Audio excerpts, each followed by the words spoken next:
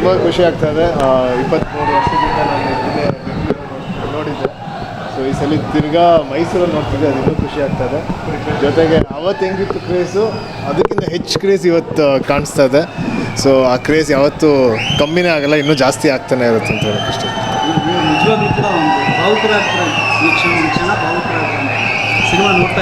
ಖಂಡಿತ ಹೌದು, ಯಾಕಂದರೆ ಅವ್ರನ್ನ ಸ್ಕ್ರೀನಲ್ಲಿ ನೋಡೋದೇ ಒಂಥರ ಖುಷಿ.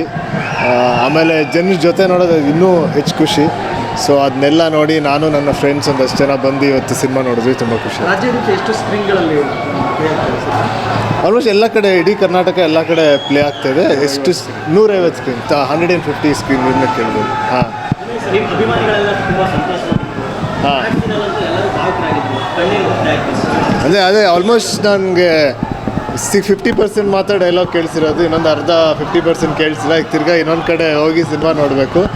ಯಾಕಂದರೆ ಕಂಪ್ಲೀಟಾಗಿ ಕಿರ್ಚ್ತಾನೆ ಇದ್ರು, ಸೆಲೆಬ್ರೇಟ್ ಮಾಡ್ತಾಯಿದ್ರು, ಡ್ಯಾನ್ಸ್ ಮಾಡ್ತಾಯಿದ್ರು, ಹಾಡ್ತಾಯಿದ್ರು, ಆ ಡೈಲಾಗ್ ಎಲ್ಲ ತಿರ್ಗಾ ಹೇಳ್ತಾಯಿದ್ರು.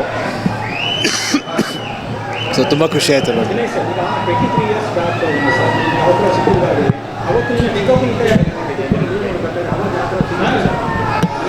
ನಾನಿದು ಆಲ್ಮೋಸ್ಟ್ ಇಡೀ ಸಿನಿಮಾ ಶೂಟಿಂಗ್ ಹೋಗಿದ್ದೆ. 80% ಆಫ್ ದ ಸಿನಿಮಾ ಶೂಟಲ್ಲೇ ಇದ್ದೆ. ಶೂಟಲ್ಲೇ ಲೈವ್ ಆಗೇ ಇಡೀ ಸಿನಿಮಾನ ನೋಡಿದ್ದೀನಿ. ಸೊ ಅವತ್ತಿದ್ದ ಸಂತೋಷನ ಬೇರೆ, ಇವತ್ತು ಆಗಿದ್ದ ಒಂದು ಭಾವಕ ಫೀಲಿಂಗ್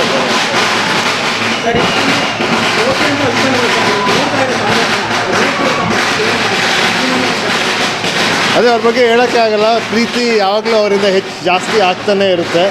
ಸೊ ಅದಕ್ಕೆ ನಾವೆಲ್ಲ ಚಿನ್ನರುಣಿ ಇವತ್ತು ಇಲ್ಲ, ಜಾಸ್ತಿ ಮಾತಾಡೋಕ್ಕಲ್ಲ, ಕೆಂಪಾಗ್ಬಿಟ್ಟಿದೆ.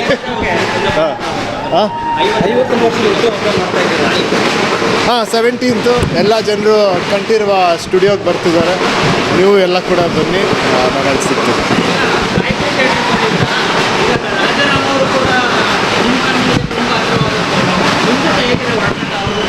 ತುಂಬ ಖುಷಿ ಆಯಿತು. ಇವಾಗ ಬಂದು ಅವ್ರ ಜೊತೆ ಆಫೀಸಲ್ಲಿ ಕೂತಿದ್ವಿ.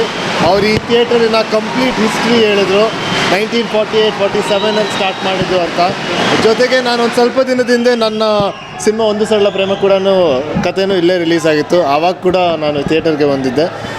ಈ ಥಿಯೇಟರ್ ಅಂದರೆ ನನಗೆ ಪೆಪ್ಪೆ ಕೂಡ ರಿಲೀಸ್ ಆಗಿತ್ತು. ಈ ಥಿಯೇಟ್ರ್ ಅಂದರೆ ನನಗೆ ತುಂಬ ಇಷ್ಟ. ಈ ರೋಡಲ್ಲಿ ಹೋದಾಗೆಲ್ಲ ನೋಡ್ಕೊಂಡು ಹೋಗ್ತಾ ಇದ್ದೀನಿ. ಸೊ ಇವತ್ತು ಇಲ್ಲಿ ಬಂದು ಚಿಕ್ಕಪ್ಪನ ಸಿನಿಮಾ ನೋಡೋಕ್ಕೆ ಇನ್ನೂ ಹೆಚ್ಚು ಖುಷಿ ಆಗ್ತಿದೆ. ಸೊ ಅವ್ರ ಹತ್ರನೂ ಹಂಚ್ಕೊಂಡೆ, ತುಂಬ ಖುಷಿ ಆಯಿತು ಅವ್ರನ್ನ ಮೀಟ್ ಮಾಡಿ. ತುಂಬ ಖುಷಿ ಆಯಿತು. ಎಲ್ಲರೂ ಬೆಂಗಳೂರು, ನಮ್ಮ ತಂದೆ ಬೆಂಗಳೂರಲ್ಲಿ ಹೋಗಿದ್ದಾರೆ, ದೊಡ್ಡಪ್ಪನ ಈಗ ಹೋಗ್ತಾರೆ ಸಿನಿಮಾ. Okay, thank you.